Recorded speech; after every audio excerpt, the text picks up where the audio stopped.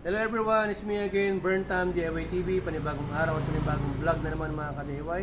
Sa araw na to, nandito tayo sa KRY 200cc natin at meron tayong unbox ng parcel at ilalagay na bagong parts dito kay Tardy. Ayan. Pero bago natin tuloy yung video, shoutout muna natin KRY Nation 200cc, TRC KRY, group page natin sa Facebook page. At syempre huwag natin kalimutan, Nanos Vlog. Ayan. Ayan, pakita mo. Pakita mo na si Tardy. Yan o, yung bagong ano natin, super motor na setup natin. Flex muna natin yung shop mga ka-DIY. Yan, dito lang yan sa may Sitio Casbog, Barangay Magtaking, San Carlos City, Pangasinan. Yan. So ito mga ka-DIY, ito yung ano natin, stock. Ang size ng ano nito, sprocket dito sa rear, nasa 43. Tapos yung engine sprocket natin, nasa, ano yan mga ka-DIY, 13. So, ito kasi ay pang torque o pang trail na setup. So, ang ilalagay natin ay yung pang high speed. Low speed kasi ito ay pang akyatan. So, iano natin sa gitna, ibabalas natin. Pwede sa akyatan at pwede sa highway. Yung hindi masyadong mabibrate. Yung KRY 200cc kasi, push rod engine po yan na 200cc. Malakas po yan sa arangkada. Mabibrate nga lang ang push rod pero malakas. Kaya, iano natin, dadayain natin para mag high speed siya. Magkakaroon siya ng top speed. Kung dati, tumatakbo siya ng 110 to 120, baka pwede madagdagan ng 20 km per hour. Tatakbo na siya ngayon ng 130 or 120, 130, ganyan. Na hindi masyadong mabibrate. Yan, open natin.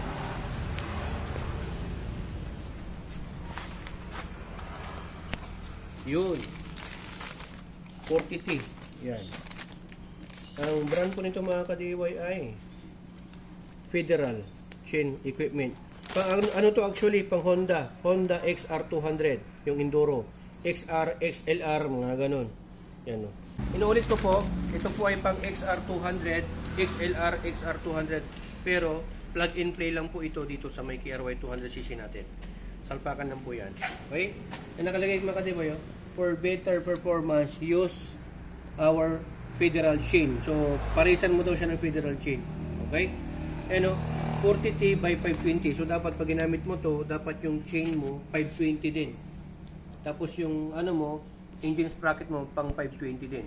Kasi merong pang 428, merong pang 520. Ito pang 520. So, tinan mo mga ka-DIY. Gano'n natin yung butas. Ito, pakita mo. Diba? Ano, parehas lang, no? Tinan mo yung butas. Kaya plug and play lang po yan. Mag-iiba na yan ngayon, mag-high speed na siya kasi maliit na. The more na nagpapalit ka ng rear sprocket dito sa rear, mag-high speed po yan. The more na nagpapalaki ka dito, low speed po yan, pero malakas sa arangkada, sa akyatan. Doon naman sa engine sprocket, dito pakita natin yung engine sprocket natin. Ito yung tinatawag na engine sprocket kasi nasa makina. The more na maliit dito mga ka-DIY, 13, 12 ganun, pang ano po yan, low speed, pang akyatan, pang torque. Pero pag damor na nagpapalaki ka dito, 14, 15, 16, 17, high speed din yun. May proper combination po kasi yung mga ano natin, sprocket. Okay? Mga ka-DIY, size 12 po yung nut nya. Yan o. Yan, tapos kukontrahan mo dito. Sabi, halin natin. Kukontrahan mo lang naman yan eh. Hawakan mo lang naman. Yan. Pag nalawagan nyo na yan, pwede mo na yung kamay nyo na yan. Okay? Po, dapat may allen wrench din po kayo mga ka-DIY. Yan. Yan, malapit na mga ka-DIY. Okay. Ilang allen to? 6. 1, 2, 3, 4, 6. Tapos, lagay na natin to. Yung, yan o, nakalagay yung mga ka-DIY. 43T. Yan o. 43. T, yung T, tilt. Ito, nasa 40. Yan, naka-engrave yan mga ka-DIY. Ha? Original. Ganyan. Hindi pwedeng mabaligtad to ha. Hindi pwedeng ganyan. Mali yung ikot ng ano. Mag-i-slide yung kadena. So, lalagay na natin. Ganun lang po yung paglalagay. Isang kasya mga kadena. Tapat na tapat yan. Plug and play po yan. Pag sinabing plug and play, wala ka na pong babaguhin. Wala ka nang kailangang i-modify. So, hihigpitan na lang po natin. Yan, kukontrahan nyo po. Pag hihigpitan nyo na mahigpit, ito, pangontra na lang to. Tapos dito na lang kayo maghigpit sa likod mga ka-DIY. Yan, okay na yan. Pag masyado, baka maputol lang. So pag hindi na umaalog, okay na yan. Punasan na lang natin. Saka na natin ilalagay yan. Pero bago natin ilagay, siyempre, lagyan muna natin ng grasa yung bearing. Yan. Quality yung grasa natin, high tint. Yan natin ka-DIY. Yan. Ano yan? Quality talaga yan. Heavy duty. 520 kasi heavy duty, malaki. Pero maingay nga lang. Saka mabigat. Yung na type ng kadena. Pero pag yung 428, magaan yun. Tara, lagay na natin. Tapos ito pala ka-DIY. Ang style niyan, ganito siya. So, dapat hanapin mo yung tie rotation. Yung tie rotation niya. Ito. Dapat yung rear nakaharap doon. Tama ba? Ganito kasi yung style niyan eh. Oo. So, yung tie rotation niya, ayan o, dapat yan. Rear. Tama. Yan doon nakaharap. So, dapat ganyan yung guhit niya. Sa paglalagay nito mga ka-DIY, ilagay muna natin yung kadena. Ayan. Pag nailagay na natin yung kadenang ganyan, saka natin ilalagay ito. Yung mga ka-DIY, ito yung axle niya. Itong bushing niya, doon sa kabila ito yung maliit. Tapos itong medyo malapad, mataba dito. Nalagay muna natin. Dito pala ka-DIY, para hindi kayo mahirapan na magpasok ng display dito. Ano mo lang, ganyan nyo lang. Oh. Tulak nyo lang to. Ayan, palubugin nyo lang yung piston ng konti. Oh. Pumasok na yan mga ka-DIY. Ayan, tapos ilagay na natin to. Yan, unahin muna natin ito maliit dito. Pasok natin ganyan. Para naka-standby na ho siya. Tsaka ho natin itataas to. Yan. Tumapat na. Saka natin dahan-dahanin.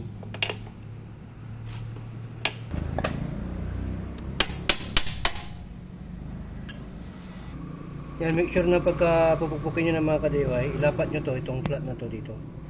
Kasi dapat maglalapat yan. Yun. Tapos saka natin ito ilalagay. Okay. Ilan natin to, ito dito, stopper niya to mga ka-DIY. Itong nut. Ikpitan kasi ano. I-adjust pa natin to kasi yung kadena maluwag. So ito mga ka-DIY, oh, kailangan natin adjustan kasi nagpalit tayo ng sprocket dito sa rear. Kaya adjustan natin to para humila. Hindi dapat ganyan. So dito, luwagan muna tong nut. Itong lock niya. Okay. Maluwagan natin to, saka natin to adjust. Tamaan. Adjust na natin to para umatras siya. Ito may guhit naman eh, oh. May guide siya mga ka-DIY. Kung ano yung guhit nito dito, yung adjustment niya, ganun din dapat sa kabila. Para balance po sila. So yung mga ka-DIY, oh, ganito, okay na to kasi may play na ho siya. Medyo maluwag na rin ho siya. Hindi rin pwede yung masyado masikip. Tapos pag ano yan, bago mo higpitan ito mga ka-DIY, higpitan muna natin dito. Para hindi na siya bumalik. So, yan, itong nut. Size nito mga ka-DIY, size 32. Yan, higpitan na natin.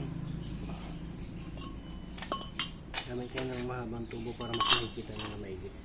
Para hindi lumog yan.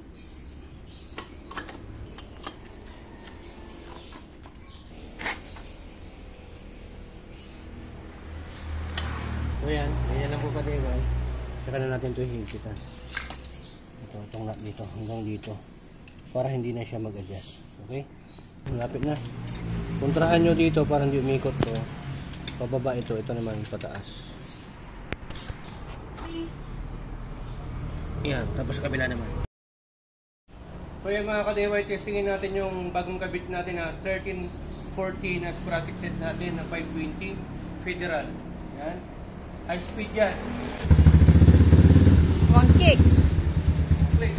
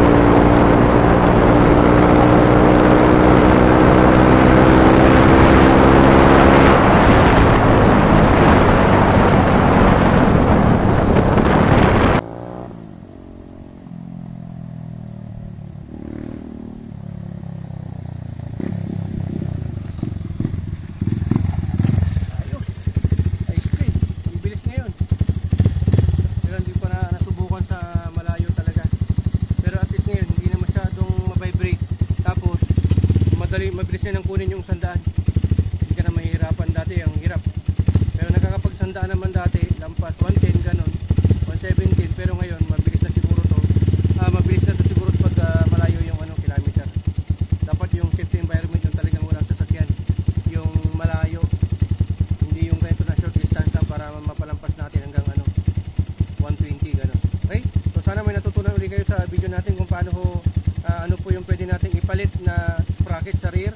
Ano po yung magkasya sa KRY 200 natin pang XR or XLR 200cc po na Honda. Ayan, salpakan lang po siya, plug and play lang po yan. Ayan, maraming salamat. To God be the glory and burn time.